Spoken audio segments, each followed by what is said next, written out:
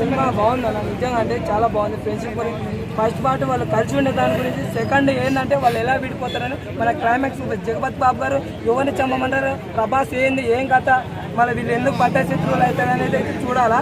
ఇంకోటి ఏంటంటే మన ఫస్ట్ నుంచి లాస్ట్ వరకు అయితే చాలా బాగా అనిపించింది. కొందరికి ఎవరికైనా ఫస్ట్ హాఫ్ కొద్దిగా సో అనిపించవచ్చు హై ఎక్స్పెక్టేషన్ వల్ల. ఇప్పుడు శృతి హాసన్ ఎంటర్ అయిన నుంచి కొద్దిగా ఏమవుతుందంటే ఆమె ఆర్టికల్ తీసుకొని వస్తాం, అప్పటి నుంచి ఎలివేషన్ ఇచ్చుకుంటూ వస్తాం, మామూలుగా ఉండదు. ఫస్ట్ సారి అసలు ఫైట్ చేస్తాడు, అసలు ఎక్స్పెక్ట్ చేయము. ఇంకా రెండోసారి ఎలివేషన్ ఇస్తాడు అన్న, అది అయితే అమ్మాయి ఏమన్నా ఉంటుందా కేజీఎఫ్కి కూడా పనికి రాదన్న ఎలివేషన్స్ ఉన్నాయి.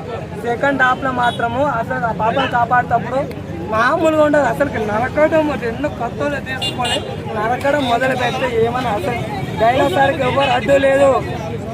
దంగలు గింగలు బొంగలు అవుతుంది, కేజీఎఫ్ కాళ్ళు బద్దలు కొడుతుంది, డాంకి అవుతుంది. డైనోసారే మన డైనోసారే ఏ చెప్తున్నా, డైనోసార్ వేట మొదలు పెట్టింది.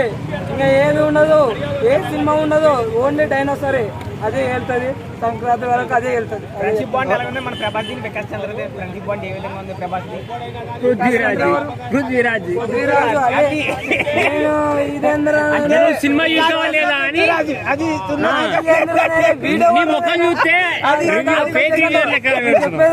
వీడెక్కడ ఎవరైనా ఆలోచన వాడెక్కడి నుంచి వచ్చాడు. పృథ్వీరాజు ఉన్నాడు, హీరో ఫ్రెండ్ ఎవడు ఉన్నారు, బిలాల్ గారిని కానీ అంటున్నాడు ఏమనుకున్నా.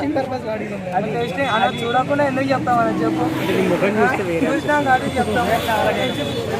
అయితే బాగుంది. ఈ సందర్భంగా ఏం చెప్పాలి, ఫ్రెండ్షిప్ అమ్మాయి సెంటిమెంట్ ఇచ్చిన డైనోసార్ అంటే ప్రభాస్ ఫ్యాన్స్ ని ఎవరైతే ట్రోల్ చేయకుండా ఉన్నామని. ఎక్కువ నచ్చింది సినిమాలో నాకే ఆ ఎలివేషన్ సిచ్యువేషన్ తీసుకుపోయినప్పుడు మొత్తం అది ఏమో స్టాంప్ వేస్తా చూడు, స్టాంప్ వేసి సిచ్యువేషన్ తీసుకుపోయేటప్పుడు అందరూ వెనక్కి భయపడిపోతా చూడు, అది రిమ్మైన సీన్ అంటే అది నాకు అది బాగా నచ్చింది. Okay, thank you so much.